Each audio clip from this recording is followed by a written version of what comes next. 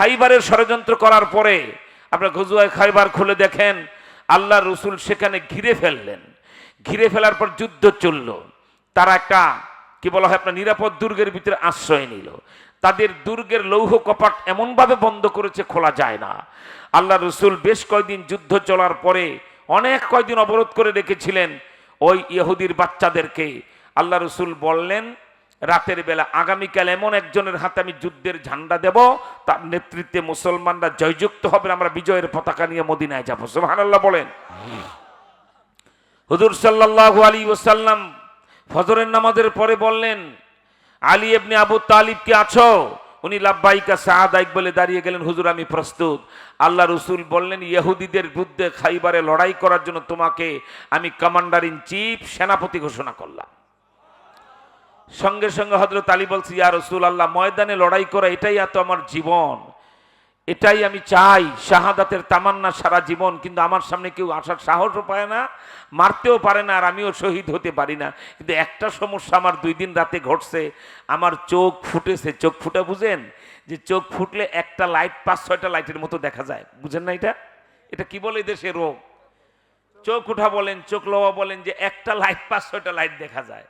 বলে হুজুর আমার তো এই রোগের সমস্যা হয়ে গেছে চোখে। নবীজি বলেন সামনে আসো। আল্লাহ রসুল একটু ফু দিলেন, হুজুর আমি নতুন এক জোড়া চোখ পেয়ে গেছি। সুবহানাল্লাহ বলে। সঙ্গে সঙ্গে হযরত আলী সুস্থ হয়ে গেলেন। ময়দানে লড়লেন। লড়তে লড়তে ইহুদিদের যেই দুর্গের ভিতরে তারা লৌহ কপাট বন্ধ করে রেখেছিলেন, হযরত আলী জজবার হালতে লড়াই করতে করতে যেই লৌহ কপাট বেশ কয়েকদিন ধরে মুসলমানরা ভাঙতে পারে না, একাই তার আংটা ধরে এমন জোরে টান দিলেন, ছিঁড়ে লৌহ কপাট আলাদা হয়ে গেল। আল্লাহু আকবার। সেটাকে তিনি ঢাল বানায় এক হাতে ওই ইহুদিদের দুর্গের লৌহ কপাট, আর এক হাতে তিনি তরবারি চালাচ্ছেন। যুদ্ধ লড়ে যখন মুসলমানরা জয়যুক্ত হয়ে গেল, এদের নারী পুরুষ সকল ইহুদিরা মুসলমানদের হাতে বন্দী হলো। হযরত আলী যুদ্ধ থেমে গেলে যখন এটা ছুঁড়ে ফেলে দিলেন, 40 জন সাহাবী দেখেন এটা নাড়াচাড়া করার ক্ষমতাও নাই। 40 জনে না উঠাইতে পারে না নাড়াইতে পারে, আর হযরত আলী এটাকে ঢাল বানায় যুদ্ধ করেছেন। আল্লাহু আকবার, আল্লাহু আকবার। এরপরের ইতিহাস জানেন। রায় হয়েছিল কি করা যায় এদেরকে, সর্বসম্মতিক্রমে রায় হয়েছিল এদের শিশু আর নারী বাদে যুদ্ধের উপযুক্ত সবাইকে হত্যা করা হবে, সবগুলিকে জবাই করে কূপে ফেলানো হয়েছিল। ঠিক কিনা বলেন? আল্লাহ চাইতো সেদিন ইহুদিরা হেরেছিল আর খ্রিস্টানরা হেরেছিল রোমান যুদ্ধে নবীজির জমানায়। আল্লাহু আকবার। আপনারা জানেন এরা মদিনায় আক্রমণ করবে। এই জো বাইডেনের বাপদাদারা তারা যাদের উত্তরসূরি, তাদের পূর্বপুরুষরা। আল্লাহ রসুল দোজাহানের বাদশা খাতামুল আম্বিয়া চিন্তিত হলেন। মসজিদে নববীতে তিনি সাহাবা ইকরামদের সাথে মশওয়ারায় বসলেন, পরামর্শ সভা হলো। সাহাবা ইকরাম বলেন ইয়া রাসূলুল্লাহ, যুদ্ধে যাওয়ার জন্য আমিরের প্রয়োজন, আপনি আমাদের আমির ঠিক করে দেন। আমরা সংখ্যা যতই কম হই বিজয়ের পতাকা উড়িয়ে আপনার কাছে ঠিকই আমরা বিজয় ছিনিয়ে এনে দেখায় দেব। সুবহানাল্লাহ বলেন। আল্লাহ রসুল খুশি হলেন। মাত্র 3500 মুসলমান মসজিদে নববীর ভিতরে এশার নামাজের পরে সাহাবা একরাম চাতক পাখির মতো তাকিয়ে আছেন। আল্লাহ রসুল রোমান যুদ্ধে খ্রিস্টানদের বিরুদ্ধে সৈন্য প্রেরণ করবেন সেই সামদেশের বর্ডারে। আল্লাহু আকবার। নবীজি বললেন আমার পালক পুত্র যায়েদ ইবনে হারেসা মসজিদে আছো? লাব্বাইকা সাআদাইক বলে সিংহের মতো দাঁড়িয়ে গেলেন যায়েদ ইবনে হারেসা। হুজুর আমি প্রস্তুত। বলে এই যুদ্ধে প্রথম সেনাপতি হবে তুমি। সুবহানাল্লাহ বলেন। এরপরে বললেন সাহাবীরা যদি যায়েদ শহীদ হয়ে যায় 2 নম্বর সেনাপতি হবে আমার চাচাতো ভাই জাফর ইবনে আবু তালিব। ঠিক কিনা বলে? তিনি বললেন তুমি কি মসজিদে আছো? মর্দে মুজাহিদ জাফর হযরত আলীর আপন ভাই, হযরত আবু তালিবের ছেলে, তিনি সিংহের মতো দাঁড়িয়ে বললেন লাব্বাইকা সাআদাইকা ইয়া রাসূলুল্লাহ, আমি প্রস্তুত। 3 নম্বর আল্লাহ রসুল বললেন মদিনার সুদর্শন হ্যান্ডসাম যুবক আব্দুল্লাহ ইবনে রাওয়াহা, তুমিও কি মসজিদে আছো? উনিও লাব্বাইকা সাআদাইক বলে দাঁড়িয়ে গেলেন। আল্লাহ রসুল বললেন এই 3 জন হলো তোমাদের এই যুদ্ধের সেনাপতি, এদের নেতৃত্বে যুদ্ধে চলে যাও। ওই জিহাদের ময়দানে যদি সেনাপতি 3 জন শহীদ হয়ে যায়, তোমরা ময়দানে রণাঙ্গনে পরামর্শ করে পরবর্তী আমির তোমরা ঠিক করে নিও। সুবহানাল্লাহ বলেন। এরপরে নবীজি বলেন যাও, যাদেরকে আমি আমির নির্বাচন করেছি যার যার বাড়ি থেকে বিদায় নিয়ে আসো। আমার ভাইরা, হযরতে যায়েদ ইবনে হারেসা টপ টপ করে চোখের পানি ছেড়ে বলছেন ইয়া রাসূলুল্লাহ, আপনি আমার পিতা হুকুম করেছেন, নবীজির পালক পুত্র হযরতে যায়েদ ইবনে হারেসা। ঠিক কিনা বলেন? আপনি আমাকে হুকুম করেছেন জিহাদের ময়দানে যাওয়ার জন্য, আমির নির্বাচন করেছেন। পর্দার আড়াল থেকে আমার বোন ফাতেমা শুনেছে, ওই পর্দার আড়াল থেকে আমার মা আয়েশা শুনেছেন আমি যুদ্ধের জন্য প্রস্তুত, আমি আর কার কাছে বিদায় আনতে যাব, আমি উপস্থিত। আলহামদুলিল্লাহ বলেন। নবীজি বললেন আলহামদুলিল্লাহ, তুমি বসো। হযরতে জাফর ইবনে আবু তালিব গেছেন নিজের বাড়িতে। আল্লাহু আকবারের শান নামাজের পরে মশওয়ার একটু রাত হয়েছে। ঘটনাক্রমে হযরত জাফরের দুইটা ছোট্ট বাচ্চা, একজন 6 বছর আরেকজন 3 বছর, মুহাম্মদ ইবনে জাফর, আব্দুল্লাহ ইবনে জাফর, বাচ্চাগুলি ঘুমিয়ে গেছে। হযরতে জাফর ঘরে প্রবেশ করে বলছেন, স্ত্রী, রোমান যুদ্ধে আল্লাহর নবী আমার নাম সেনাপতি হিসাবে ঘোষণা করেছেন, তুমি আমার জন্য দোয়া করো, আর আমি যদি শহীদ হয়ে যাই আমার কলিজার টুকরা বাচ্চা দুইটাকে জিহাদের ময়দানে মুজাহিদ বানাই। আল্লাহু আকবার। আমার বাচ্চা দুইটাকে প্রাপ্ত বয়সে জিহাদের ময়দানে ছেড়ে দিবা। এই বলে হযরতে জাফর যখন ঘর থেকে বের হবেন, ওনার স্ত্রী বলছে, স্বামী, জিহাদের ময়দানে আল্লাহর নবী আপনাকে আমির ঘোষণা করেছেন, আমার কোনো আপত্তি নাই, আমি খুশি, তবে একটু সময় দেন, অজু করে 2 রাকাত নামাজ পড়ে আমার স্বামীকে নিয়ে আল্লাহর দরবারে একটু হাত তুলবো। হযরতে জাফর বলছে, স্ত্রী, আল্লাহর নবী অপেক্ষা করতেছেন, তুমি লম্বা নামাজ পড়বা না, খুব ছোট্ট কেরাত দিয়ে 2 রাকাত নামাজ পড়ে তুমি দোয়া করে দাও। আল্লাহর বান্দি অজু করে নামাজ পড়ে মুনাজাতে হাত তুলে বলছেন, আয় আল্লাহ, আমার ঘরের দিকে তাকায় দেখো, 2টা কচি নাবালেগ বাচ্চা। আল্লাহ, তাকায় দেখো, আমার সিংহের মতো স্বামী জাফরকে খ্রিস্টানদের বিরুদ্ধে যুদ্ধের ময়দানে নবীজি আমির নির্বাচন করেছেন। আমি অন্তর থেকে খুশি মনে আমার স্বামীকে বিদায় দিলাম। আয় আল্লাহ, আমার ছোট্ট নাবালেগ 2টা বাচ্চার দিকে তাকায়া জিহাদের ময়দানে গাজী বানায়া আমার স্বামী জাফরকে আমার বুকে ফিরাইয়া দিও। এই দোয়া যখন তিনি শুরু করলেন, মর্দে মুজাহিদ, বাংলাদেশের যুবকেরা শুনো, এই দোয়া যখন স্ত্রী করতেছেন, আমার বুকে আমার স্বামীকে বিজয়ী করে আবার ফিরাইয়া দিও। মর্দে মুজাহিদ জাফর তার কোমর থেকে, চামড়ার খাপ থেকে এক টানে 10 কেজি লোহা দিয়ে বানানো বিশাল তরবারিটা বের করলেন। তরবারির উল্টো পিঠ দিয়ে স্ত্রীর মুনাজাতের হাতটা আস্তে নামায় দেবেলেন, স্ত্রী, উল্টা দোয়া করো না, আল্লাহ তোমার দোয়া কবুল করবেন না। যুদ্ধ একজন সেনাপতির প্রয়োজন, নবীজি 3 জন সেনাপতি ঘোষণা করেছেন। আমার আগে যায়েদ ইবনে হারেসা, আমার পরে আব্দুল্লাহ ইবনে রাওয়াহা, মাঝখানে নবীজি আমার নাম ঘোষণা করেছেন। এতে বুঝতে পেরেছি তোমার জাফর আর কোনোদিন মদিনায় ফিরবে না। হযরতে জাফর বলছে, স্ত্রী, আমার দিল সাক্ষী দেয় আমরা 3 জন শহীদ হয়ে যাব, কেউ মদিনায় ফিরবো না, উল্টা দোয়া তুমি করো না, আমি যাই। এই কথা বলে বের হচ্ছেন, বাচ্চা 2টা বাবার জামার আস্তিন আঁকড়ায় ধরেছে খামচি কেটে। হযরতে জাফর মনে মনে ভাবেন, যদি এই ছোট্ট 6 বছরের আব্দুল্লাহ আর 3 বছরের মুহাম্মদের দিকে তাকাই, ওনার 2 ছেলে আব্দুল্লাহ ইবনে জাফর, মুহাম্মদ ইবনে জাফর, জন্ম দেওয়া শিশু বাচ্চা বাবা বললে বাবার মন কেমন হয় আপনারা অনুমান করতে পারেন। হযরতে জাফর বলে, আমার এই বাচ্চাদের চেয়ে আমার আল্লাহর নবী, আমার আল্লাহ 1000 কোটি গুণ বেশি প্রিয়, এই বাচ্চাদের দিকে তাকালে মোহাব্বত হয়ে যেতে পারে। মর্দে মুজাহিদ জাফর, আল্লাহু আকবার। এই বাচ্চাগুলি যে তার জামা খামচি কেটে ধরেছেন, হাতগুলি আস্তে করে তুলার মতো মুলাম বাচ্চা, হাতগুলিকে ছাড়াইয়া দিয়া মর্দে মুজাহিদ জাফর খোলা তরবারি হাতি নিয়ে দরবারে নববীর দিকে যাচ্ছেন। ছোট্ট 2টা বাচ্চা আব্বা আব্বা বলে গলা কাটা কবুতরের মতো ছটফট করতেছে, স্ত্রী কাঁদতেছেন। মর্দে মুজাহিদ জাফর একবারও তাকায় দেখলেন না কে কান্দে, কেন কান্দে। আল্লাহু আকবার। অপরদিকে হযরত আব্দুল্লাহ ইবনে রাওহা, বাংলাদেশের যুবকদের সামনে ইতিহাস আজকে আবার প্রমাণ করতে হবে, ঠিক কিনা বলেন? হযরত আব্দুল্লাহ ইবনে রাওহা, ঘটনাক্রমে তার বিয়ে হয়েছে মদিনার সবচেয়ে সুন্দরী মেয়ে, মিস ইউনিভার্সাল। এত সুন্দরী মেয়ে মদিনায় নাই, তার সাথে বিয়ে। উনি মদিনার সুপুরুষ সুদর্শন যুবক, কিন্তু এখন স্বামী স্ত্রী মোলাকাত হয় নাই, বাসর ঘর ফুলসজ্জা হয় নাই, হানিমুন হয় নাই।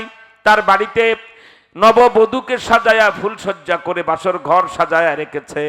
আর হযরতে আব্দুল্লাহ ইবনে রাওহা মসজিদে নববীতে এশার নামাজ পড়তে যে আল্লাহর নবীর কাছে যুদ্ধের ময়দানে আমির হিসাবে নাম ঘোষণা শুনেছেন, সেখানে পরামর্শে একটু রাত বেড়ে গেল। হযরতে আব্দুল্লাহ ইবনে রাওহা আসতেছেন না, নববধূ নতুন বর স্বামী স্ত্রীর মোলাকাত হবে আজকে ফুলসজ্জার রাত, মনে রাখবা। হাজি গাজী তবলিগি পীর ফকির যত দাবি করো, সাহাবা ইকরামদের জুতার ধুলার মূল্য আমাদের হবে না, ঠিক কিনা জোরে কন।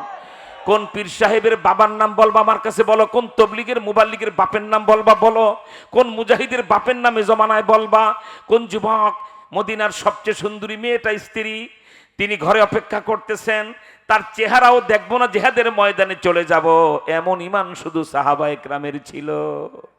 হযরত আব্দুল্লাহ ইবনে রাওহা ঘরের সামনে যায় বলেন আসসালামু আলাইকুম।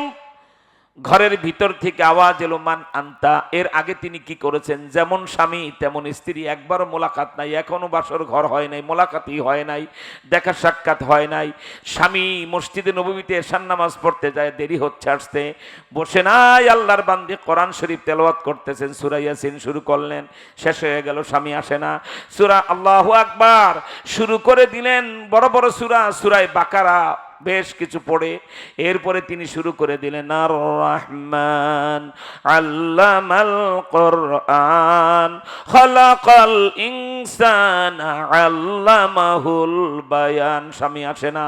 সূরা রহমান শেষ হওয়ার পরে ইদা ওয়াকাতিল ওয়াকিআ লাইসা লিওয়াকাতিহা কাযিবা। স্বামী আব্দুল্লাহ ইবনে রাওহা আসে না। আল্লাহর বান্দি এবার শুরু করেছেন তাবারাকাল্লাযী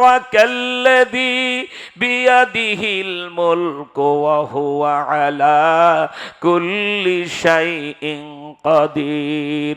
তাও স্বামী আসে না। এবার শুরু করে দিলেন তাহা মা, সবাই পড়েন তাহা মা আনজালনা আলাইকাল কুরআনা লিতাশকা। আল্লাহর কালাম যখন তেলাওয়াত হবে, যেভাবেই হোক, যদি তেলাওয়াত করতে নাও পারেন, ঠোঁট নাড়াবেন, একটু মাথাটা ঘোরাবেন, সগীরা গুনাহ সব ঝরে পড়ে যাবে। সুবহানাল্লাহ বলেন। তাই সবাই বলেন তাহা মা আনজালনা আলাইকাল কুরআনা লিতাশকা। এমন সময় দরজায় হাত দিয়ে কড়া খটখট করে নাড়ায় বলেন আসসালামু আলাইকুম ওয়া রাহমাতুল্লাহ। আল্লাহর বান্দি তেলাওয়াত বন্ধ করে বলছেন মান আনতা। এত গভীর রাতে আমার ঘরের সামনে কে দাঁড়িয়েছেন? আব্দুল্লাহ ইবনে রাওহা বলছে স্ত্রী, তোমার স্বামী আব্দুল্লাহ ইবনে রাওহা। হু হু করে কেঁদে ফেলেছেন। নববধূ রাত গভীর, স্বামী আপনার অপেক্ষায় তো আল্লাহর কোরআন তেলাওয়াত করতেছে। মনে রেখো মুসলিম যুবকেরা, মুসলমান যুবক যে হবে, বিয়ের রাত্রে বাসর রাতেও তার না এশার তাকবীর উলা ফৌত হয়, না ফজরের তাকবীরে উলা বাদ যায়, ঠিক কিনা জোরে কন। আল্লাহু আকবার বলছেন স্বামী আপনি ঘরে প্রবেশ করেন, সালাম দিয়ে বাহিরে বসে দাঁড়িয়ে আছেন কেন? হযরতে মর্দে মুজাহিদ আব্দুল্লাহ ইবনে রাওহা বলছে স্ত্রী ঘরে প্রবেশ করব না। আল্লাহু আকবার বলে আওয়াজ দেন। ঘরে প্রবেশ করব না, ঘরে ঢুকলে তোমার প্রতি আমার মোহাব্বত বেড়ে যেতে পারে, আকর্ষণ হয়ে যেতে পারে। এই মুহূর্তে আমার আল্লাহ রসুল ছাড়া আর কোনো আকর্ষণ আমার অন্তরে আমি জায়গা দিতে রাজি না। আল্লাহু আকবার।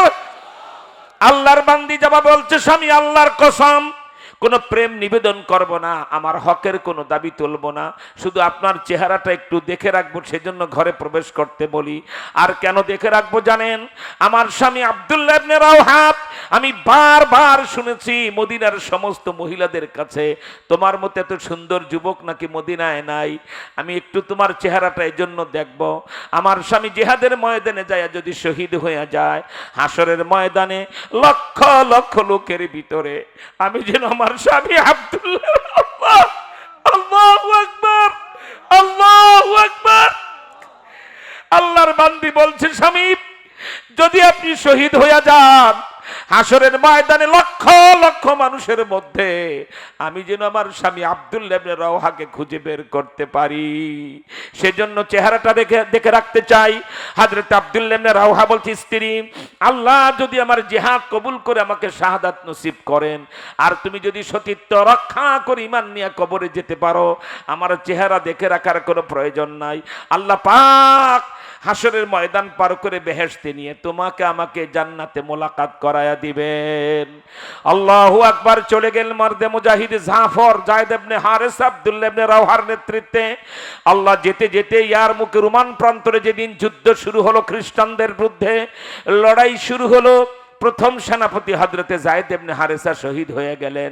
আব্দুল্লাহ ইবনে রাওহা বলেন কমান্ডারিং কি বলা হয়, কমান্ডিং এর দায়িত্ব হযরতে জাফর বুঝে নিলেন, যেহেতু 2 নাম্বার সেনাপতি তিনি।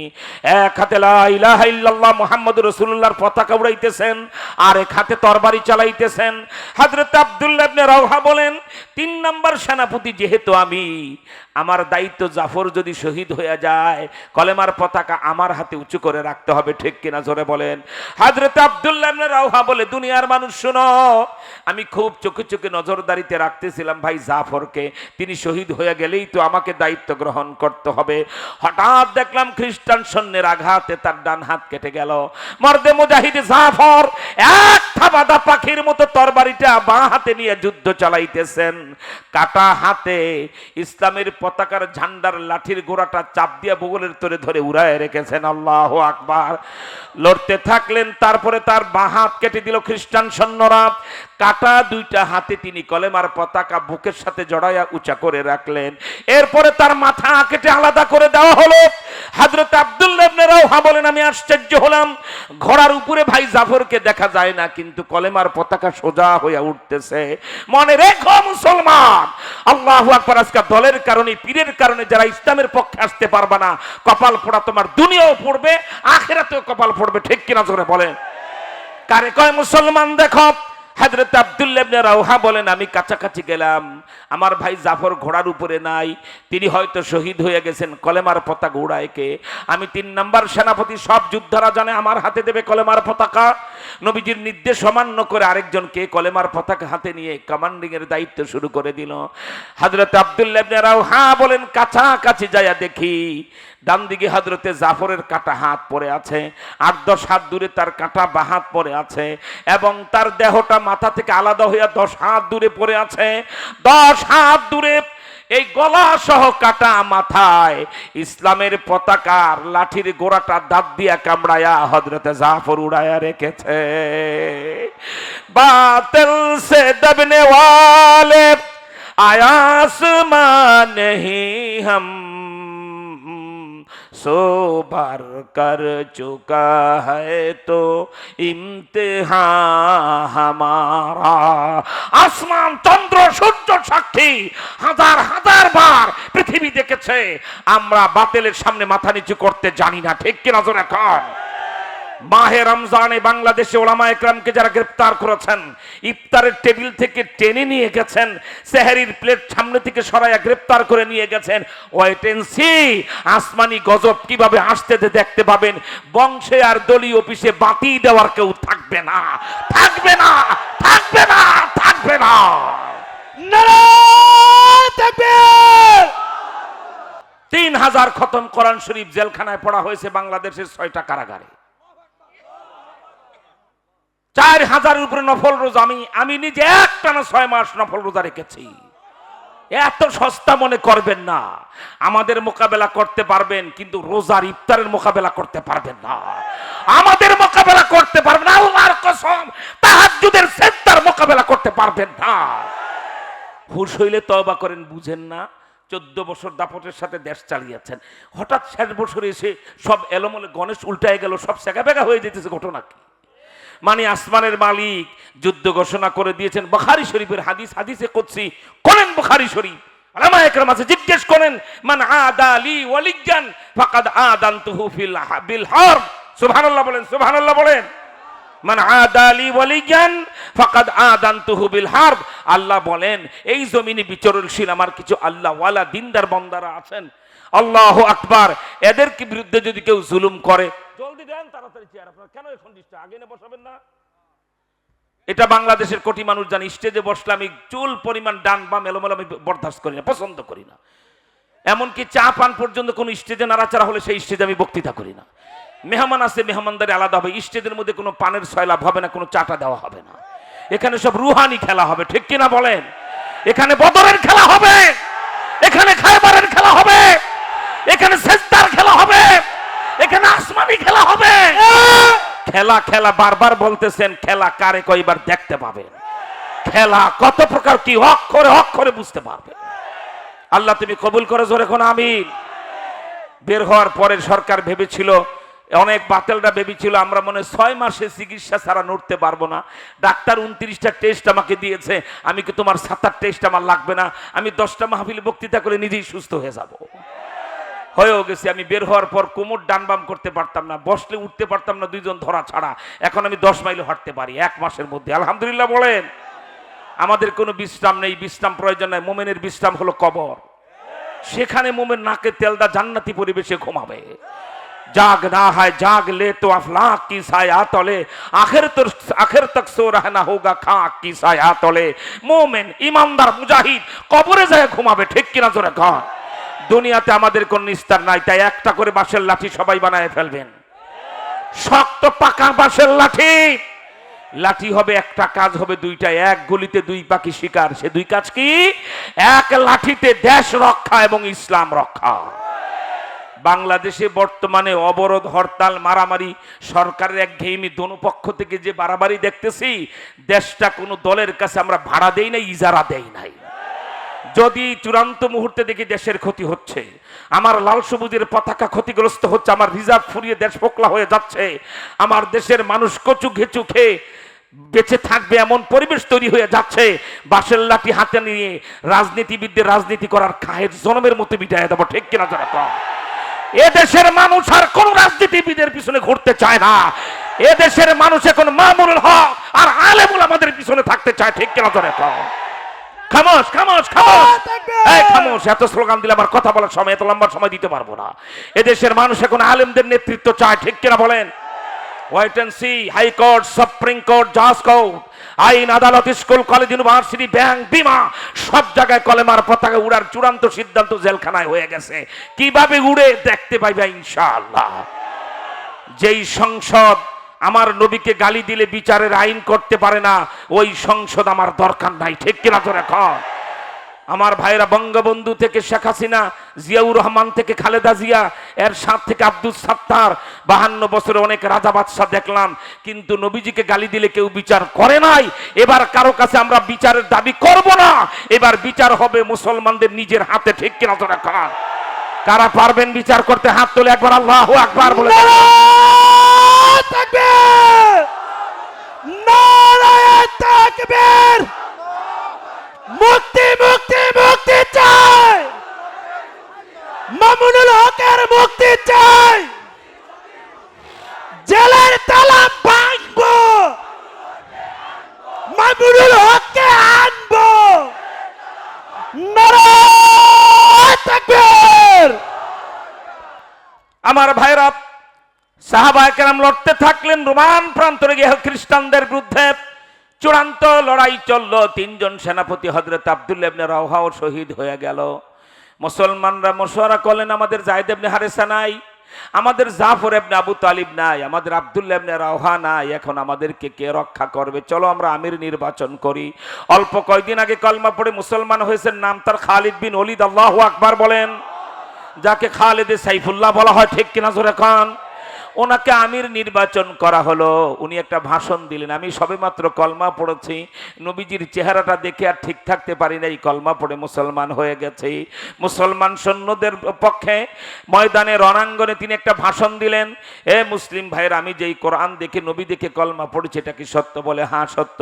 কয় তাই যদি হয়, নবীজির নির্বাচন করা 3 জন সেনাপতি যখন শহীদ হয়ে গেছেন, আমাকে আপনারা সেনাপতি নির্বাচন করেছেন, আজকে সূর্য ডুবার আগে কলেমার পতাকা উড়াইয়া খ্রিস্টান সৈন্যদেরকে ময়দান থেকে তাড়াইয়া দেব। কারা পারবেন আমার সাথে আসেন?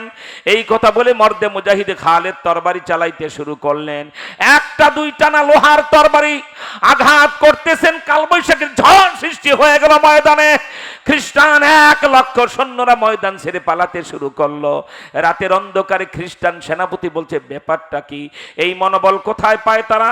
তাদের প্রথম সেনাপতি জাফর কি বলে যায়েদ ইবনে হারেসা শহীদ হয়ে গেল।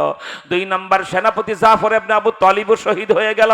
তাদের 3 নম্বর সেনাপতি আব্দুল্লাহ ইবনে রাওহাও শহীদ হয়ে গেল। আজকে কার নেতৃত্বে তারা ময়দানে নেমেছে? একটা দুইটা না, 9টা তরবারি খ্রিস্টান সৈন্য কোপাতে কোপাতে হযরতে খালিদ বিন ওলীদ ভেঙেছেন। আল্লাহু আকবার। আমার ভাইরা, তিনি গোয়েন্দা বিভাগের লোক পাঠাইলেন, দেখো তো মুসলমানরা কোন শক্তিতে লড়ে, 3 সেনাপতি মারা যাওয়ার পরেও ময়দান ছাড়ে না। একজন রিপোর্ট দেয়, হুজুর আমি দেখেছি তাদের সেনাপতির যুদ্ধ, খালেদ যখন তরবারি উঁচা করে আল্লাহু আকবার বলে কোন খ্রিস্টান সৈন্যের মাথায় মারে, আসমান থেকে হাজার হাজার তরবারি তার সমর্থনে পড়তে থাকে। আল্লাহু আকবার বলে, তাই যদি হয় চূড়ান্ত একটু পরীক্ষা করে গোয়েন্দা দিয়ে দেখি তাদের রাতের আমলটা কি। দিনের বেলা যাদের ঘোড়ার দৌড়ি আর তরবারির আঘাতে কালবৈশাখীর ঝড় সৃষ্টি হয়ে যায়, ময়দান থরথর করে কাঁপে, ভূমিকম্প সৃষ্টি হয়ে যায়, রাতের বেলা আমরা লম্বা ঘুমাই, মদের আসর বসায়া খ্রিস্টানরা সৈন্যরা মদ খায়।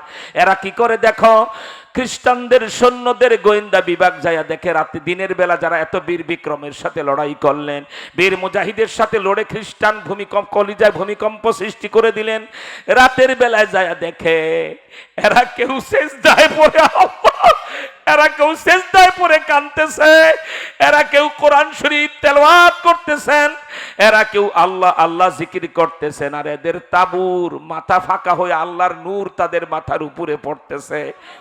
এই দৃশ্য দেখে দৌড়ায় পালায় চলে গেছে তারা। সেনাপতিকে বলে, রাতের অন্ধকারে তাড়াতাড়ি ময়দান ছাড়েন। যারা দিনের বেলায় এমন ভাবে লড়াই করে রাতে তাদের বিশ্রাম লাগে না, খাওয়া লাগে না, সেজদায় পড়ে তারা কান্দে, কোরআন তেলাওয়াত করে, হুম বিল্লাইলি রুহবানুন ওয়া বিন্নাহারি ফুরসানুন। দিনের বেলা যারা ঘোড়া এমন দৌড়ায় কালবৈশাখীর ঝড় সৃষ্টি হয়ে যায়, তরবারি এমন ডানে বামে ঘোড়ায়, মনে হয় যেন আল্লাহু আকবার টর্নেডো শুরু হয়ে গেছে। আল্লাহু আকবার। রাতের বেলা যায় দেখি তারা কার কদমে যেন কদম জড়ায়, কয় আল্লাহ তুমি সাহায্য না করলে জিততে পারবো না। আর উপরে তাকায় দেখি যেই তাবুতে তারা, তাবুর মাথা ফাঁকা হইয়া আসমান থেকে নূরের আলো তাদের সেজদার জায়গায় পড়তেছে। আল্লাহু আকবার। তারা ময়দান ছেড়ে পালিয়ে চলে গেল। 3 দিন কলেমার পতাকা রোমান প্রান্তরে উড়ানো হলো। খালিদ বিন ওলীদের নেতৃত্বে সাহাবায়ে কেরাম বিজয় নিশান নিয়ে মদিনায় গেলেন। ইসলাম জয়যুক্ত হয়ে গেল। জো বাইডেন সাহেব নির্লজ্জ বেহায়া বিশ্ব সন্ত্রাসী, ঠিক কিনা জোরে বলেন? বেহায়া সারা পৃথিবী ঘৃণা করে, জাতিসংঘে নিন্দা প্রস্তাব এনেছে, যা করতেছে গাজায়, কারবালার ময়দানে ইয়াজিদ যা করেছে তার চেয়ে 1000 গুণ বেশি অপরাধ এখন গাজায় চলছে, ঠিক কিনা বলেন? বিদ্যুতের ইলেকট্রিসিটি লাইন কেটে দিয়েছে, পানির বন্ধ, দুধের বাচ্চা দুধের জন্য কাঁদতেছে, মুসলমানের বাচ্চা আব্দুল্লাহ রহমতুল্লাহ যেন 1 ফোঁটা দুধ না পায়, দুধের গাড়ি ঢুকতে দেয় না, কোনো কিছু তাদের সামনে উপস্থিত হতে দেয় না। এইভাবে চতুর্দিকে জুলুম নির্যাতন চলতেছে। চলুন বাংলাদেশে আমরা আওয়ামী লীগ, বিএনপি, চরমনাই, তবলিগ, সব মুসলমান মসজিদ মাদ্রাসা আমরা এক হয়ে যাই, ঠিক কিনা জোরে কোন? সবাই এক হয়ে স্লোগান তুলে, বিশ্ব মুসলিম জিন্দাবাদ, ইহুদিরা নিপাত যাক, বিশ্ব মুসলিম অস্ত্র ধরো, ইহুদি ইসরায়েলকে খতম করো, ঠিক কিনা জোরে কোন? গেল 10 দিনে বাংলাদেশে দেখলাম হাজার হাজার ছাত্রলীগ যুবলীগের ছেড়ে রাখা হুজুর। রাজনৈতিক মারামারি যেটা শুরু হয়েছে ছাতা মাতার ভালো লাগে না।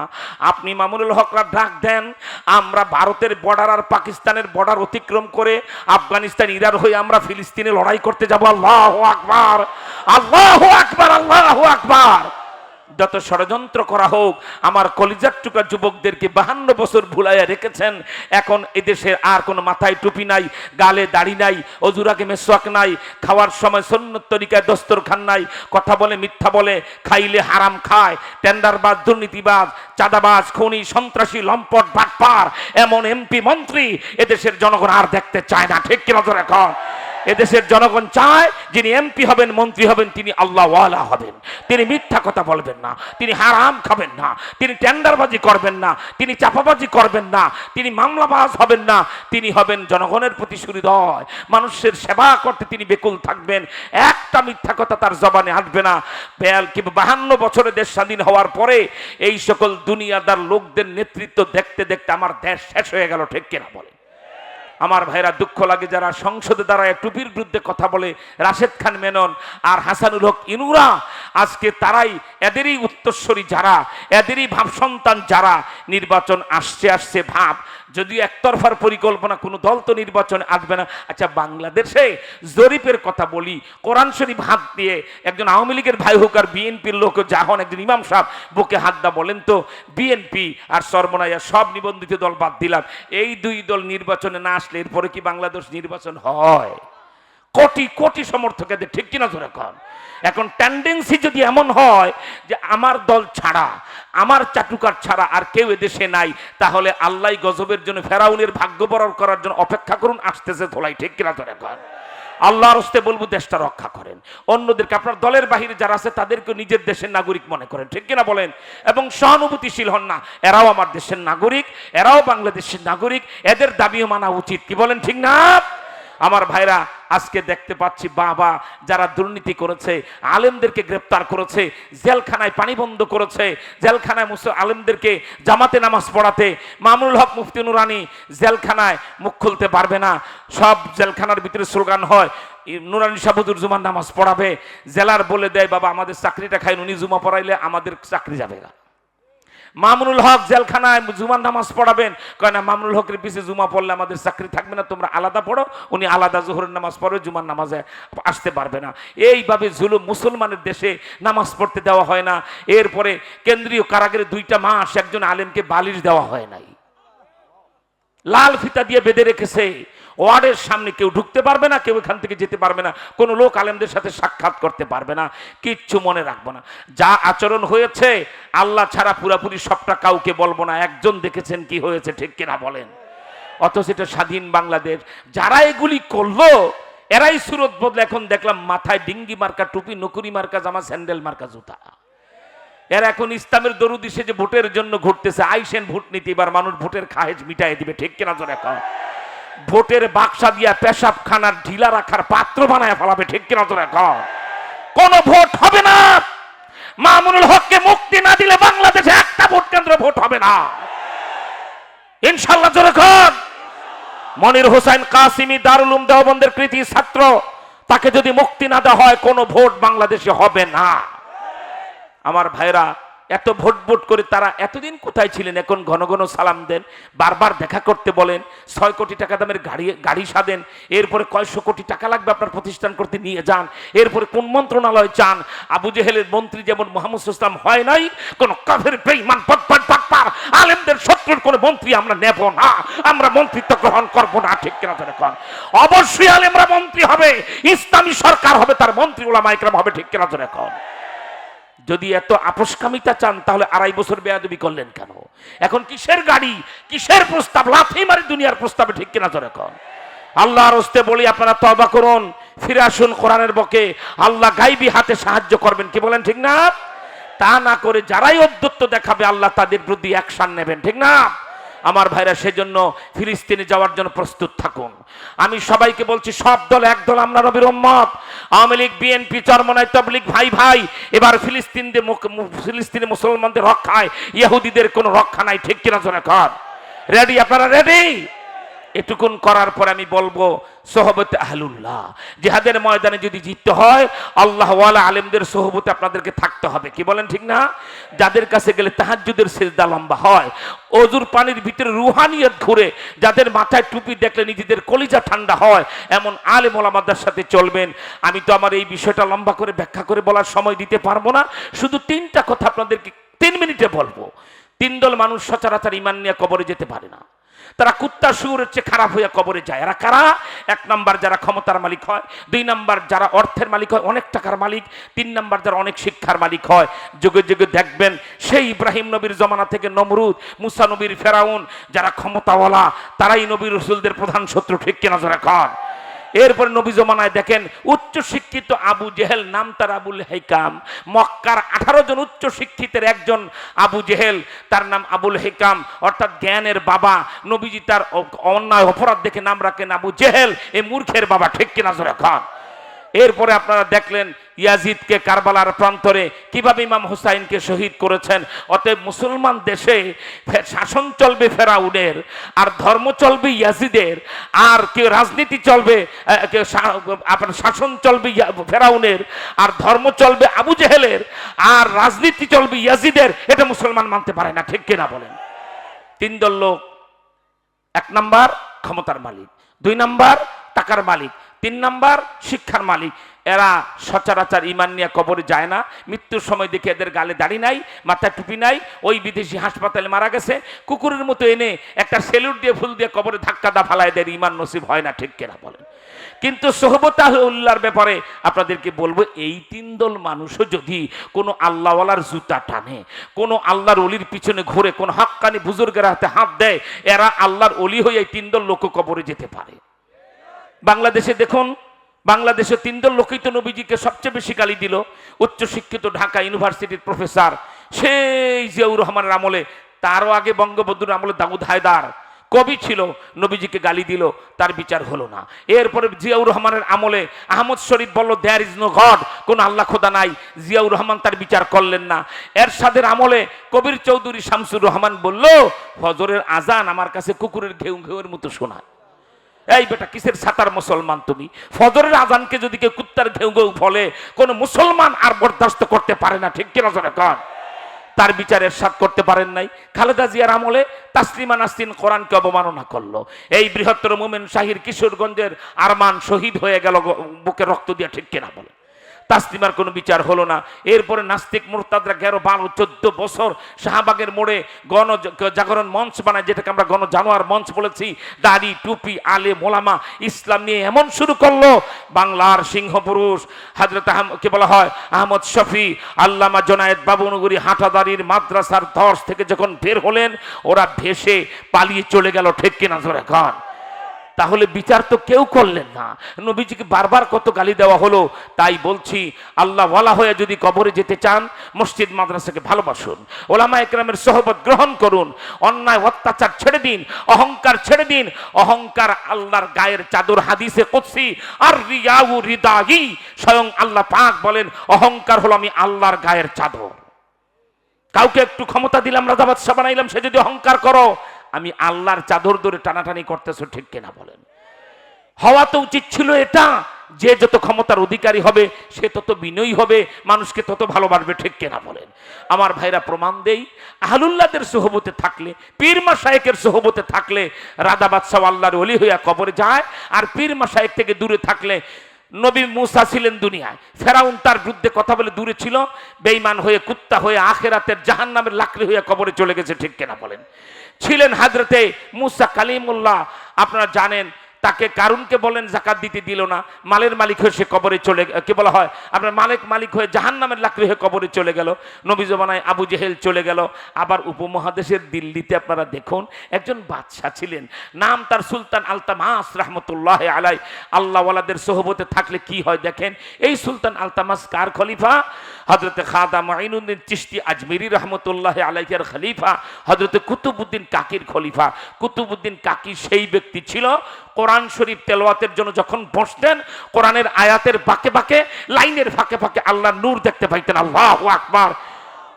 কুতুবউদ্দিন কাকি সেই কুতুবের নাম, যিনি 6 বছর বয়সে মায়ের পিছনে হেঁটে ঘুরতে ঘুরতে মা রুটি বানায়, কোরআন তেলাওয়াত করে। ওনার মা হাফেজা 6 পারা কোরআন শরীফ 6 বছর বয়সে মায়ের কাছে শুনতে শুনতে মুখস্থ করে ফেলেছে।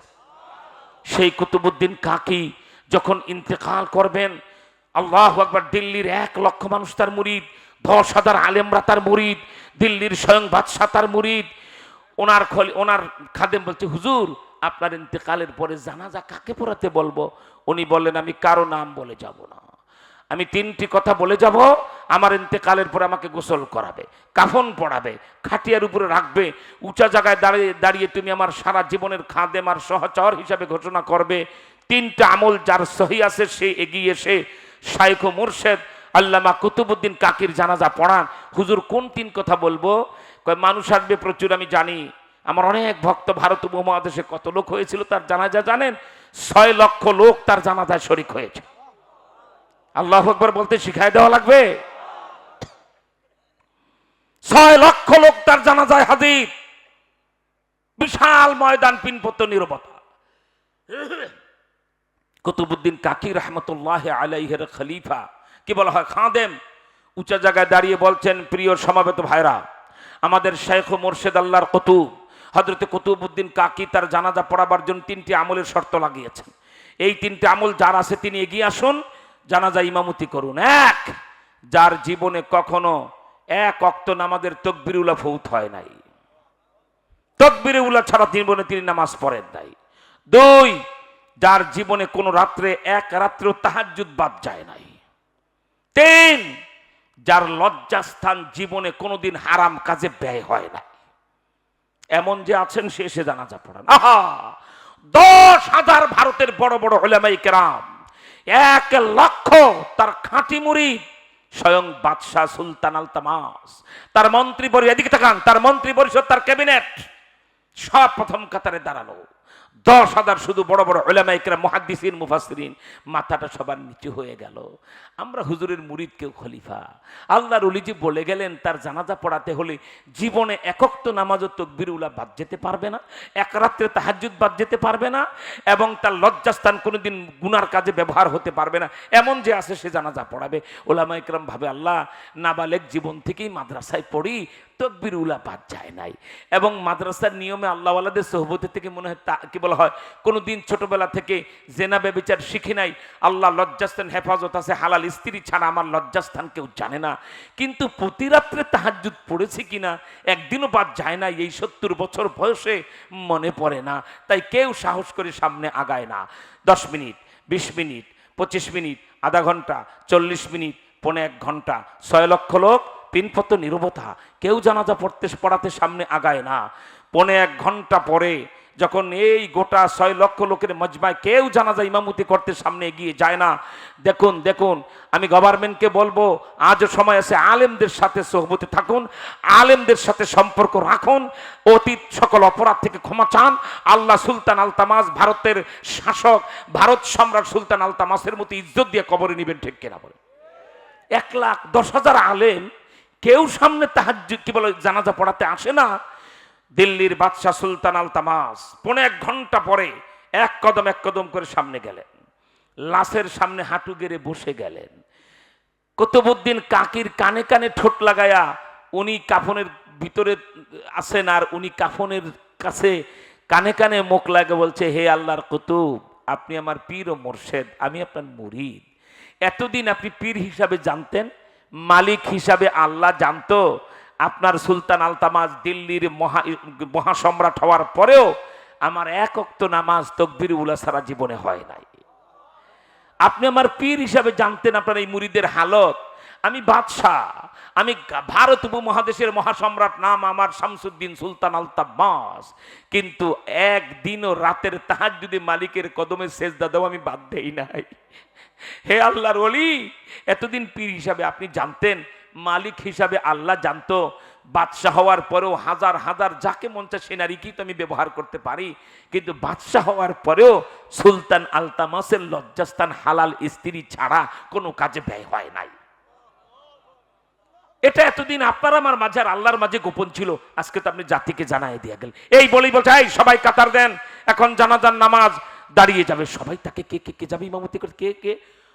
গোটা ভারতের 6 লক্ষ মানুষ দেখলো স্বয়ং বাদশাহ ইমামতিতে দাঁড়িয়েছে।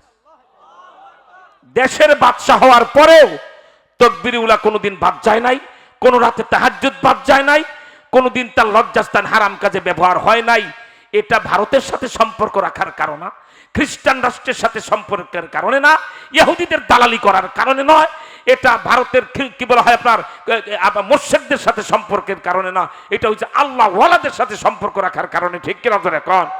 তাই আপনাদেরকে বলি, বাবা, এখন সময় এসেছে, আর দুনিয়াদার ধোকাবাজ ধাকাবাজদের পিছনে যাব না, এখন আমরা আল্লাহ ওয়ালাদের সাথে চলবো, ঠিক কিনা ধরে এখন? এখন আমরা উলামা একরামের নেতৃত্বে চলবো। চান কি আপনারা উলামা একরামের নেতৃত্ব? আল্লাহ তুমি কবুল করো, জোরে এখন আমিন। এই ব্যাপারে শুধু এটুকুনি বলবো, একজন আল্লাহর ওলির জুতা টিনে এই জমানায় মাত্র কয়দিন হলো, আপনার 2 তারিখ থেকে আজকে হলো 7 তারিখ, মাত্র 6 দিন আগে একজন কুতুব বাংলাদেশে ইন্তেকাল করলেন। তিনি এই মাদ্রাসার হেফজখানায় জীবনে পড়েন নাই, নুরানি বিভাগে পড়েন নাই, হাটাদারিতে দেওবন্দে পড়েন নাই, তিনি ঢাকা ইউনিভার্সিটির আল্লাহু আকবার বুয়েটের তিনি ইঞ্জিনিয়ার, বাংলাদেশের বুয়েটের একজন শিক্ষক, যেটা প্রকৌশল বিশ্ববিদ্যালয়, জগৎ বিখ্যাত একজন তিনি ইঞ্জিনিয়ার। মাসে তার 6 লাখ টাকা বেতন। মালয়েশিয়ার ইউনিভার্সিটি প্রস্তাব করেছে 2 মাস পরে পরে একবার 1 সপ্তাহ পড়াইতে যাবেন, তাকে 10 থেকে 20 লাখ টাকা 2 মাসে দেওয়া হবে। এমন একজন ইঞ্জিনিয়ার, জেনারেল শিক্ষিত, আল্লাহ ওয়ালা হাফিজি হুজুরের জুতা টানতে টানতে, আর ইন্ডিয়ার কি বলা হয় আপনার হারদির হজরতের জুতা টানতে টানতে প্রফেসর হামিদুর রহমান এই জমানার আব্দুল কাদের জিলানী হইয়া কবরে গেছে। হাজার হাজার আলেমরা তার মুরিদ হয়েছে, ঠিক কিনা বলে? একজন বুয়েটের প্রফেসর তার কাছে আলেম মুরিদ হয় কেন? আল্লাহ ওয়ালার সোহবতে থাকতে থাকতে তিনি আল্লাহ ওয়ালা হয়েছেন। রবি ঠাকুর কি বলে, আপনার হিন্দু মানুষ, কিন্তু একটা কথা বলেছে স্বর্ণ দিয়ে লিখে রাখার মতো। সেটা কি? সৎসঙ্গে স্বর্গে বাস, অসৎসঙ্গে সর্বনাশ। আপনারাও কি এখন আলেম ওলামাদের সাথে থাকতে রাজি? কারা কারা আলেম ওলামাদের সাথে থাকবেন? মামুনুল হকরা যেখানে, ওলামা ইকরাম যেখানে, আমরা আছি সেখানে, ঠিক কিনা তো রেকর্ড? আজ বাংলার স্লোগান হবে তোমার আমার ঠিকানা আলেম ওলামা, আলেম ওলামা। কি বলেন, ঠিক না? হাত নামান আমার ভাইয়ের। আত্তাহিয়াতু যেভাবে পরে হাঁটু ভেঙে সেভাবে বসুন। আমি 3টি আলোচ্য বিষয় পেশ করেছি। জিহাদ ফি সাবিলিল্লাহ, সোহবতে আহলুল্লাহ। 3 নম্বরে বলেছি খাতমে নবুয়ত। আল্লাহর পরে যেমন আল্লাহ নাই, আমাদের নবীজির পরে আর নবী নাই, ঠিক কিনা জোরে বলেন? এই বিষয়টা আপনাদের সামনে আমি পরিষ্কার করব। 2 থেকে কি বলা 5 থেকে 7 মিনিটের মধ্যে আপনারা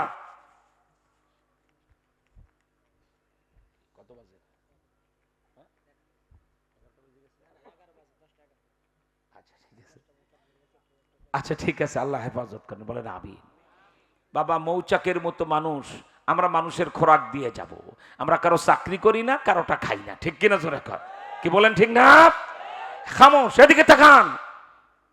আত্তাহিয়াতুর শুরুতে এই জন্য বসতে বলেছি, এত সময় যা বলেছি মদিনার কলিজা তো ঠান্ডা হবেই।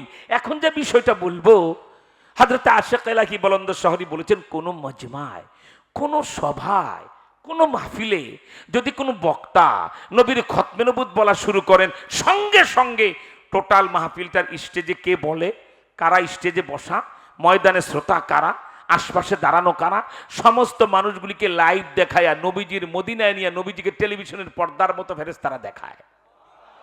হুজুর, ইয়া রাসূলুল্লাহ, বাংলাদেশ নামে এক রাষ্ট্র, মোমেনশাহী নামে জেলা, ফুলবাড়িয়া নামে থানা, পীরগঞ্জ বাজারে একটা মাদ্রাসা মসজিদের বার্ষিক সম্মেলনে এই দেখেন প্রায় মধ্যরাতের কাছাকাছি সময়ে আপনার অমুক উম্মত বলতেছে, আর এই উম্মতেরা সব আপনার খতমে নবুয়ত শুনতেছে। আল্লাহ রাসূল নাকি তখন বলেন, এদের তালিকা বানায় রাখো, হাসরের ময়দানে আমি নিজের হাতে এদেরকে হাউজে কাউসারের পানি পান করাবো। সুবহানাল্লাহ বলে। সেই বয়ানই এখন শুরু হলো, যেই বয়ানে হাসরের ময়দানে আমাদের সামনে হাউজে কাউসারের পানি মদিনা ওয়ালা দিবেন, আলহামদুলিল্লাহ বলেন। সেই বয়ানটা আত্তাহিয়াতুর শুরুতে বসে শোনার দরকার না বাবা? তাই যাদের বসার সুযোগ নাই তারা দাঁড়িয়ে থাকবে, নিশ্চয়ই জায়গা দেওয়া যাবে না। আর যারা বসেছেন তারা হাঁ করে তাকিয়ে থাকবেন, তাকাবেন আমার দিকে, স্পন্দিত হৃদয়ে খেয়াল করে দেখবেন যেন মদিনা ওয়ালাকে আমরা দেখতে পাচ্ছি। আল্লাহু আকবার, আল্লাহু আকবার, আল্লাহু আকবার। কারণ এখন শুধু মদিনা ওয়ালার প্রেমের খেলা হবে খতমে নবুয়তে, ঠিক না? 1 ঘন্টার ওয়াজ খতম 10-12 মিনিটের ভিতরে পরিষ্কার করব, আপনারা জবাব দেবেন, আমি প্রশ্ন করব। 1 ঘন্টার ওয়াজ দিয়ে 10-15 মিনিটের মধ্যে আমি শেষ করতে পারবো। আরো 1 ঘন্টা যেটা লাগতো খতমে নবুয়তে, সেটা একটা সহযোগিতা আপনারা করলে আমি 15 মিনিটের ভিতরে পরিষ্কার করতে পারবো। সেই সহযোগিতাটা হলো, আমি যখন প্রশ্ন করব সিংহের গর্জনে গলা ফাটাইয়া তার জবাব দিতে হবে, ঠিক কিনা বলে? পারবেন আপনারা? তাহলে গলাটা পরিষ্কার করেন, ভালো করে পরিষ্কার করেন। এবার বলেন, গায়ের শক্তি তলায় না গলায়? আওয়াজ করে বলুন, তলায় না গলায়? একটা আল্লাহু আকবার আওয়াজ দিয়ে দেখায় দেন কেমন শক্তি হয়েছে।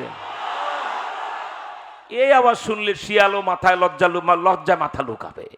আমি আহত শিয়ালের ঘ্যাঙর ঘ্যাঙর শুনতে পীরগঞ্জে গতকালকে কোথায় কথা বলেছি জানেন?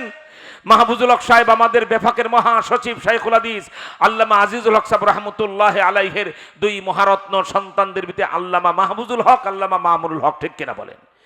শাইখুল হাদিস, ইবনে শাইখুল হাদিস, বাবাও শাইখুল হাদিস, ছেলেও শাইখুল হাদিস, আলহামদুলিল্লাহ বলেন। ওই পদ্মা সেতু পার হয়ে শরীয়তপুর জেলার লাউখোলা বাজারে দাওরাই হাদিস মাদ্রাসার মাহফিলে 100 মাইল দূরে দৌড়াইয়া পীরগঞ্জে এসেছি। শুধু এই পীরগঞ্জকে আমি বলি, যেটা আমার দ্বিতীয় এলাকা, এটা আমার নিজের জন্মস্থানের মতো মনে হয়। কারণ পীরগঞ্জের অসংখ্য মানুষ তারা আমার সাথে সরাসরি সম্পর্ক রেখে মোহাব্বত রাখেন, কি বলেন, ঠিক না? তাই বলি বাবা, আল্লাহর হস্তে একটু আওয়াজ করবেন, একটু ঠকবেন না। যতবার আওয়াজ তুলবেন আওয়াজ মদিনায় পৌঁছে যাবে ইনশাআল্লাহ। প্রস্তুত সবাই? তাহলে গলা ফাটায় বলেন, আল্লাহ কয়জন? খতমে নবুয়ত বুঝানো শুরু হয়ে গেল। আল্লাহ কয়জন? আরো আসতে বলেন, কয়জন? মুখে বললে চলবেন, একটা আঙ্গুল উঁচা করে দেখায় দেন, আল্লাহ কয়জন? আল্লাহ যে একজন, এতে কোনো সন্দেহ আছে? তাহলে হাত বাঁকা হয়েছে কেন? সোজা করে আঙ্গুল উঁচু করে দেখেন, আল্লাহ কয়জন? আমি প্রশ্ন করব, আল্লাহ কয়জন? তিনবার বলবেন একজন একজন একজন। খামোশ, আল্লাহ কয়জন? হাত আরো উঁচা করেন। এক আল্লাহর পরে কোন আল্লাহ আছে? এইভাবে দেখা যায় নাই নাই নাই নাই। যার হাত যত ঘুরবে তার সওয়াব তত বেশি হবে, আর যার হাত যত ঘুরবে তার সওয়াব তত বেশি হবে। আল্লাহর পরে কোন আল্লাহ? আমাদের নবীর পরে আর কোন নবী? এটাই তো খতমে নবুয়ত। সুবহানাল্লাহ বলে। 1 ঘন্টার ওয়াজ 15 মিনিটে বলতে চেয়েছি, আমি তো 1 মিনিটই শেষ করে দিলাম। আল্লাহর পরে আল্লাহ নাই, মুহাম্মদ সাল্লাল্লাহু আলাইহি ওয়াসাল্লামের পরে নবী নাই, এটাই খতমে নবুয়ত। সুবহানাল্লাহ। প্রশ্ন করি, জবাব দেন। আল্লাহকে বাদ দিয়ে কোনো বেয়াদব যদি বলে আমি আল্লাহ, সে মুসলমান না কাফের? আওয়াজ কিন্তু পছন্দ হচ্ছে না। মুসলমান না কাফের? 2.5 বছরের জুলুম নির্যাতন জেলখানায় আমাকে দবাতে পারে নাই, আপনারা দমে গেলেন কেন? আমরা জীবন যদি সবটাও জেলখানায় বিলাই, আমরা বাতিলের সাথে, তাগুতের সাথে, ফেরাউনি শক্তির সাথে আপোষ বুঝি না, আপোষ মানি না। ঠিক কিনা জোরে কর। আমার ভাইয়ের, আল্লাহকে বাদ দিয়ে কেউ যদি আল্লাহ দাবি করে সে কি হয়? আরো জোরে বলেন কি হয়? আমি বলবো যেমন, আপনারা বলবেন ফেরাউন যেমন। এবার বলুন, মুহাম্মদ সাল্লাল্লাহু আলাইহি ওয়াসাল্লামকে বাদ দিয়ে কেউ যদি বলে মুহাম্মদ সাল্লাল্লাহু আলাইহি ওয়াসাল্লাম শেষ নবী নয়, আমি শেষ নবী, সে মুসলমান না কাফের? আরো চিৎকার করে বলেন মুসলমান না কাফের? আমি বলবো, আমি প্রশ্ন করব যেমন, আপনারা বলবেন কাদিয়ানি যেমন। এই বেয়াদবের বাচ্চা, বিশ্ব শয়তান, বিশ্ব লম্পট, বিশ্ব বেহায়া, আমার নবীর চেয়ার দখল করার, মানুষের সাদা চামড়া লাল কুত্তা ইংরেজদের দালালি করে, আপনারা জানেন এই বেয়াদব নবী দাবি করেছিল বাংলাদেশের প্রত্যেকটা জেলায় তার আস্তানা। এবার আস্তানা ভেঙে সাগরে ফেলাবো ইনশাআল্লাহ। ইনশাআল্লাহ জোরে খান। মামুনুল হককে মুক্তি দেওয়া না হলে গোপন কথাটা বলেই দেওয়া যায়, যেদিন ভোট ওই দিন বাংলাদেশের 64 জেলায় 64 লাখ বাসেল লাঠি কাদিয়ানি আস্তানা ঘেরাও করবে। মারতে যাব কাদিয়ানি, মরে যাবে সব মুনাফিক। ঠিক কিনা জোরে খান। সেদিন 1 লাখ বাসের লাঠি প্রতিটা জেলায় কাঁদি। মোমেন শাহিতে আপনার শহরে কাদিয়ানি আস্তানা আছে, কটিয়াদিতে আছে, বাংলা ঢাকায়, নারায়ণগঞ্জ, খুলনা, রাজশাহী, বগুড়া। 2003 সালে 9টা কাদিয়ানি আস্তানা, 14 লক্ষ নবী প্রেমিক নিয়ে আমি ঘেরাও দিয়েছিলাম সেই খুলনার নিরালা কাদিয়ানি আস্তানা, সাতক্ষীরা জেলার শামনগর যতীন্দ্রনগরের আস্তানা, বগুড়ার সেউজগাড়ি কাদিয়ানি আস্তানা, এই মোমেন শাহির 30 সালের ধানিখোলা কাদিয়ানি আস্তানা, এরপর আপনার চট্টগ্রামের অলিখার কাদিয়ানি আস্তানা, ঢাকার নাখালপাড়ার কাদিয়ানি আস্তানা। 9টা আস্তানা ঘেরাও করে আমাদের জরিপে 14 লাখ নবী প্রেমিক বাসের লাঠি নিয়ে মাঠে নেমেছিল। একটা লাঠির টোকা কারেন্টের খাম্বায় আমরা লাগতে দেই নাই। আমাদের দাবি ছিল আমরা রক্তপাত পছন্দ করি না, লাঠি হাতে এসেছে শুধু নিরাপত্তার জন্য। নবীকে শেষ নবী মানে না যারা, মুসলমান দাবি করতে পারবে না তারা, এই বিলটা সংসদে পাশ করুন। আর একটা আপনার কি বলে দণ্ডবিধি পাশ করুন, মুহাম্মদ সাল্লাল্লাহু আলাইহি ওয়াসাল্লামকে গালি দিবে যারা, ফাঁসিতে ঝুলবে তারা। এই পীরগঞ্জ, ফুলবাড়িয়ার মুসলমানরা, মুক্তাগাছার অনেক লোক এখানে এসেছেন। আমি বৃহত্তর মোমান শাহীর এই অঞ্চলের লোকদেরকে বলবো, আল্লাহর নবীকে গালি দিবে যারা, ফাঁসিতে ঝুলবে তারা। এই আইনকে আপনারা চান? এই আইনের জন্য 71-এর মতো লড়াই হবে, সে লড়াইতে নামতে চান? নবীজিকে গারা জ্বালি দিবে, তাদের বাড়ি ঘর ঝাড়ে বংশে নির্মূল করে দেওয়া হবে, রাজি আছেন? একটা নয়, 2টা হাত উঁচা করে আল্লাহু আকবার বলে দেখায় দেন। হাতগুলি আরো উঁচা করে আল্লাহু আকবার বলে দেখায় দেন। আল্লাহ তুমি কবুল করে জোরে কোন আমিন। আমি কাদিয়ানির পরিচয় পেশ করছি। আমি 2.5 বছর আগে বলে গেছিলাম বাংলাদেশে, আমার ভাইরা অনেক দুঃখ আর ভারাক্রান্ত হৃদয়ে বলি, আমি কাদিয়ানিদের ব্যাপারে আপোষ বুঝি না, আপোষ মানি না। হিন্দুস্তানের বিরুদ্ধে যে আমাদের জিহাদ আর লড়াই হবে, তাও আপোষ বুঝি না, আপোষ মানি না। ও সুসংবাদ শুনাইতে তো ভুলে গেছি, হাদিসের কথা বলেছিলাম, আমি তো সেখানে যাই নাই। আজকের ইসরায়েলের ইহুদিরা যে মুসলমানদের বিরুদ্ধে রক্তের হুলি খেলা খেলছে, বলুন তো চূড়ান্ত জয় আমাদের হবে না ওদের হবে? আরো আসতে বলেন। এটা কি কোনো পীর সাহেব বলেছেন? কে বলেছেন? বলেন নবীজি। আল্লাহ রসুল বলেছেন ইহুদিদের বিরুদ্ধে আমার উম্মতের বিজয় হয়। কি হবে জানেন? ইহুদিদের বিরুদ্ধে যখন মুসলমানদের বিশ্বযুদ্ধ হবে, ইহুদির বাচ্চারা টিকতে না পেরে বিশাল মোটা গাছের আড়ালে লুকাবে। আল্লাহ পাক গাছের জবান খুলে দিবেন, মুসলিম সৈন্যরা রাস্তা দিয়ে যাবে আর গাছ ডেকে বলবে, এই মুসলিম এদিকে এসো। এক ইহুদির বাচ্চা আমার পিছনে লুকিয়ে আছে, খুজহু ওয়াকতুলহু, আরে ধরো আর জবাই করো। গাছের জবান খুলে যাবে আমাদের সাহায্যে। সেই যুদ্ধেরই সূচনা হয়ে গেছে হামাসের নেতৃত্বে ইসরায়েলের বিরুদ্ধে, ঠিক কিনা জোরে কোন? শুধু যদি আগামী ৮-৯ দিনের ভিতরে ইরান বর্ডার খুলে দেয়, আর বিশ্বের বর্তমান অহংকার ২০০ কোটি মুসলমানের কি বলা হয় মাথার মুকুটে হৃদয় স্পন্দন, তালেবান সেনাবাহিনী যদি যুদ্ধে ঢুকে যেতে পারে, ওদের নাম নিশানা জমিনে থাকবে না, ঠিক কিনা জোরে কোন? ইনশাআল্লাহ, জোরে কোন ইনশাআল্লাহ। আমার ভাইরা এখানে একটা কথা ফাঁকে বলে নেই, তালেবানদেরকে যারা এতকাল জঙ্গি জঙ্গি বলেছে, এখন ওনারা লজ্জায় হ্যান্ড রুমালদের নাক লোগায় কয় না তালেবানরাও মুক্তিযোদ্ধা। এত বছর পরে কেন বলে? তারা দুইটা শক্তিকে তাড়িয়ে নিজ মাতৃভূমি স্বাধীন করে দেশ চালাইতেছে, এরাও মুক্তিযোদ্ধা।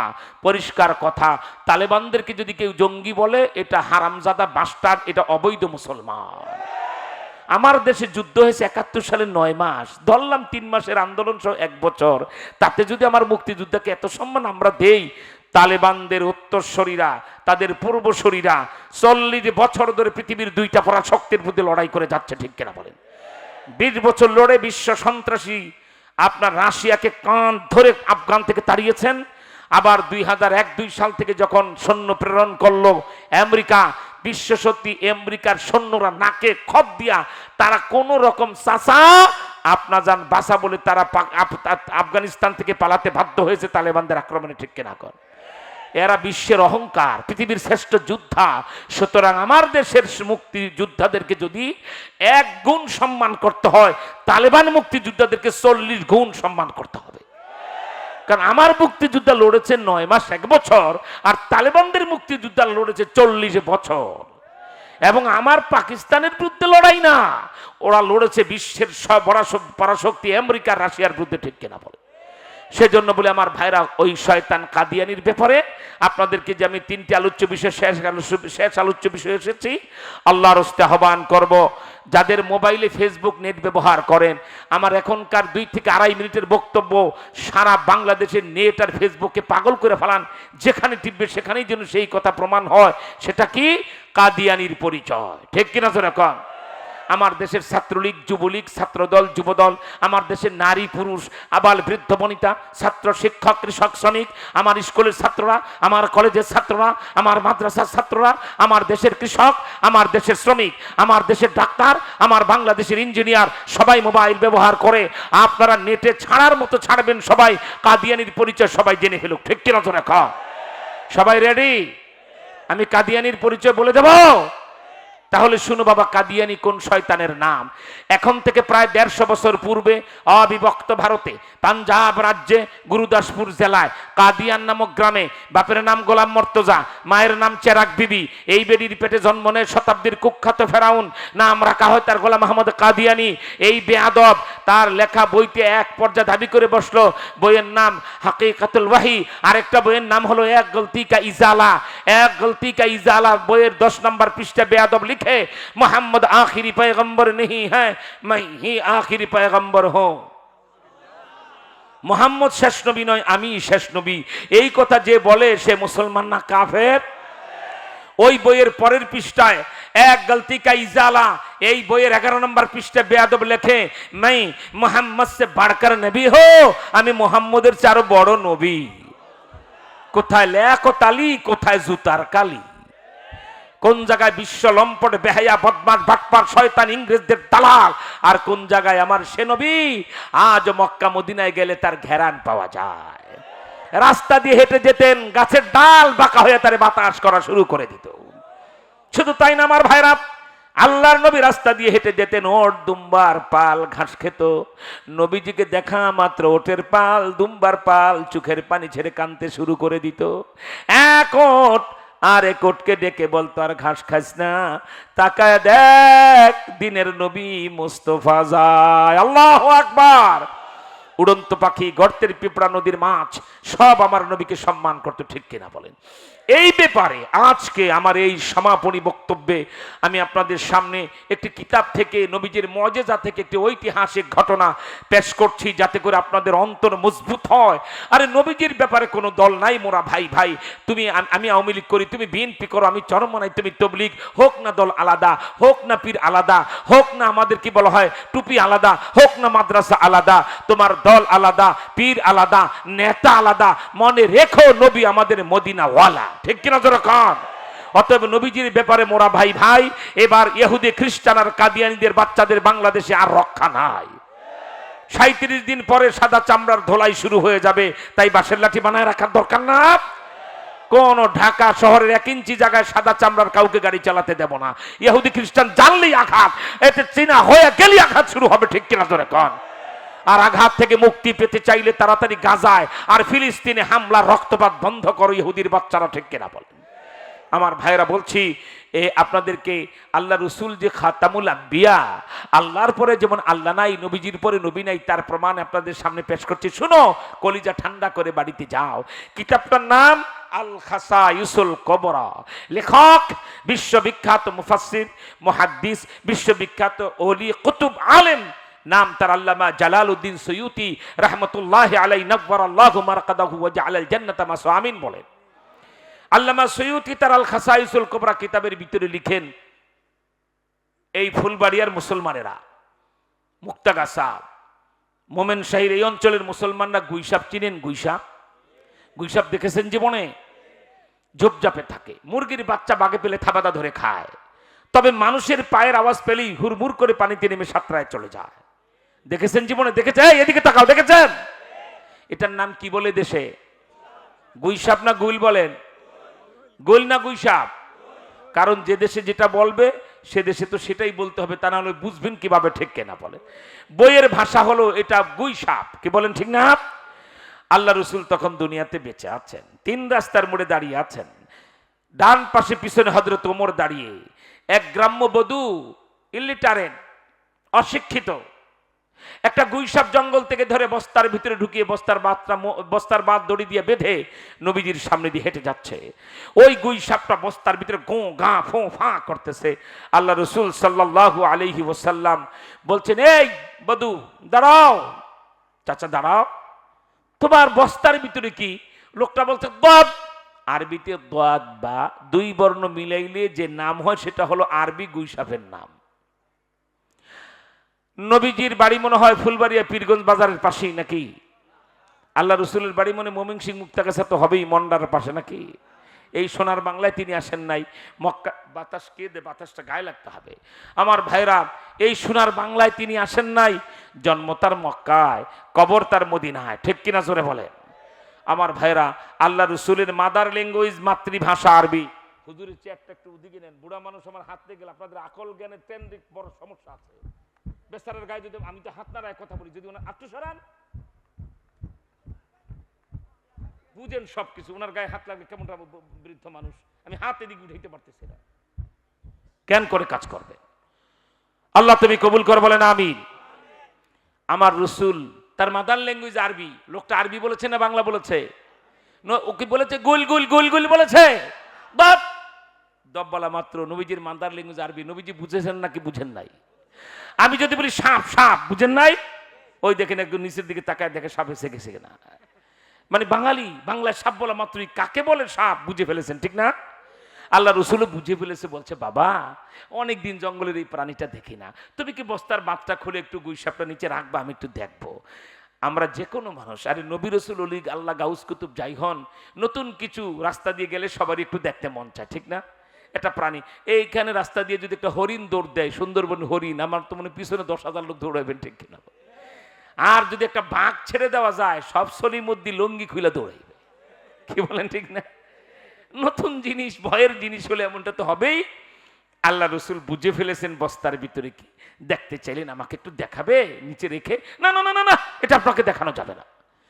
নবীজি একটুও মাইন্ড করলেন না। তিনি idol, icon, ideal leader of the world, not only Bangladesh, all countries of the world, side to side and corner to corner, গোটা বিশ্বের তিনি আদর্শ নেতা, ঠিক কিনা বল?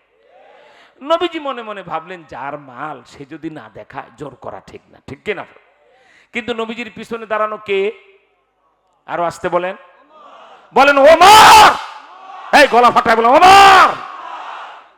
নরম না গরম? বিড়াল না বাঘ? কেমন বাঘ? যে রাস্তা দিয়ে হযরত উমর হাঁটতেন পাক্কা 7 দিন শয়তান সে রাস্তা দিয়ে হাঁটতো না। সেই উমর পিছনে দাঁড়ানো। আজান দিলে শয়তান দাঁড়ায় না দৌড়ায়? আওয়াজ সাউন্ড ডাউন হয়ে গেছে, আওয়াজ বাড়ায় বলতে হবে শয়তান দাঁড়ায় না দৌড়ায়? আল্লাহু আকবার, আল্লাহু আকবার।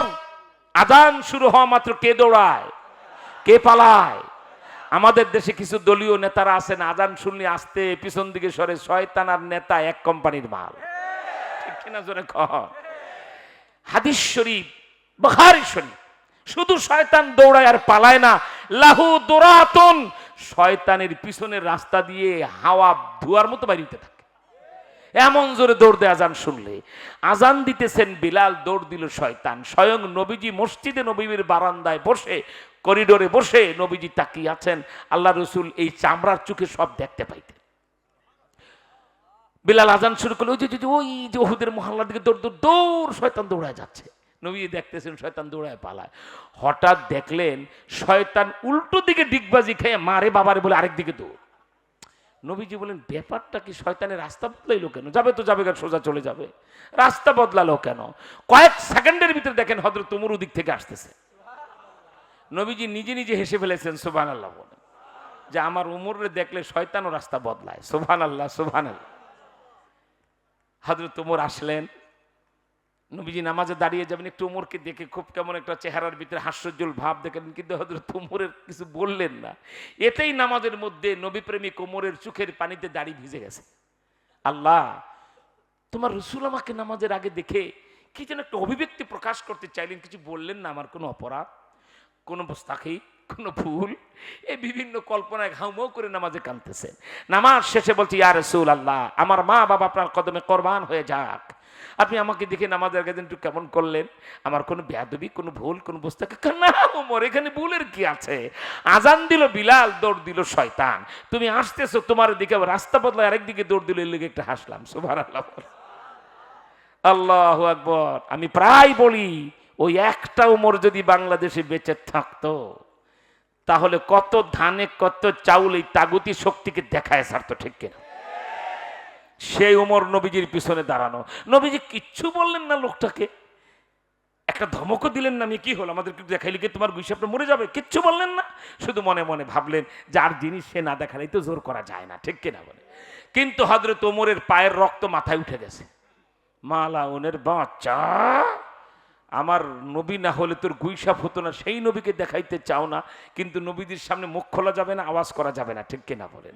শুধু একটু চোখ রাঙিয়েছে, লোকটা ফেল ফেল করে পেশাব করে দিয়েছে, তার নিচে দা শুয়ে শুয়ে পানি পড়ে। নবীজি আশ্চর্য হলেন, বৃষ্টি নাই, ঝড় নাই, তুফান নাই, পানি পড়ে কেন? আল্লাহ রসুল ডানে বামে তাকায় দেখলেন আকাশ পরিষ্কার, কিন্তু পানি পড়তেই আছে। নবীজি বলে ব্যাপারটা কি, হলোটা কি, এর পানি পড়ে কেন? ডান দিকে তাকায় দেখে হযরত ওমর। আল্লাহ রসুল বুঝছেন এই বধুর টলপেট কেন ফাটছে, ঠিক কিনা? হ্যাঁ, এবার নবীজি বলছেন, এই বোকা, তোমার গুইসাপটা আমাকে কেন দেখাতে চাইলে না? হে মুহাম্মদ সাল্লাল্লাহু আলাইহি ওয়াসাল্লাম, আপনাকে দেখাতে আমার কোনো আপত্তি ছিল না, কিন্তু এটা এত জোরে দৌড়ায়, আপনাকে দেখাবার জন্য বস্তার বাঁধ খুলে যদি নিচে রাখি, শোঁ শোঁ করে দৌড়ায় চলে যাবে, আমি আর ধরতে পারবো না। আমার একটা ঢোলের গুইসাপের চামড়ার বড় প্রয়োজন, এটাকে দাবাত করে শুকায়া আমি ওই চামড়া, গুইসাপের চামড়া কিন্তু বড় কাজে লাগে, ঠিক কিনা বলে? অনেক শক্ত চামড়া, আপনার কি বলা হয়, প্রাপ্তবয়সের গুইসাপের চামড়া অসংখ্য চামড়ার চেয়ে শক্ত আর মজবুত। এই জন্য আমি আপনাকে দেখাই নেড়ে দৌড়ায় পালায় চলে যাবে। নবীজি বলছেন, বোকা, এই কথা, এটা যদি হয় তাহলে তো তোমার এত পেশাব পায়খানা করা লাগতো না, তোমার গুইসাপ খুলে দেখাও, নিচে নামাও, আমি মুহাম্মদকে দেখলে তোমার গুইসাপ পালাবে না। সুবহানাল্লাহ বলতে কি ওয়াজ করে শিখাই দিতে হবে? এই বেটা, হাম্মুকের মতো চুপ থাকলা কেন? তোমার নেতা, তোমার যত বড় নেতা বলো, এমপি বলো, মন্ত্রী বলো, তোমার পিসাব আর পেশাব সব বলো, কাউকে দেখলে কি গুইসাপ তারা এক তাকায় তাকায় দেখবে নাকি? রাস্তা দিয়ে মন্ত্রী গেলে, প্রধানমন্ত্রী গেলে, রাষ্ট্রপতি গেলে, পিসাব গেলে একটা কুত্তাও তাকায় থাকে? আর নবীজি বলতেছেন আমাকে দেখলে তোমার গুইসাপ পালাবেন, এরপরে সুবহানাল্লাহ শিখাই দিতে হয়। আহাম্মকি গাছে ধরে মদিনার মর্যাদা শুনলে গলা ফাটা ভোগ ফাটায় আল্লাহু আকবার বলবেন, সুবহানাল্লাহ বলবেন। কত বড় দাবি, তোমার আমার পায়ের আওয়াজ শুনলে গুইসাপ পালায়, সাতটায় চলে যায়। আর নবীজি বলছে রাখো, আমাকে দেখলে তোমার গুইসাপ পালাবে না। সুবহানাল্লাহ।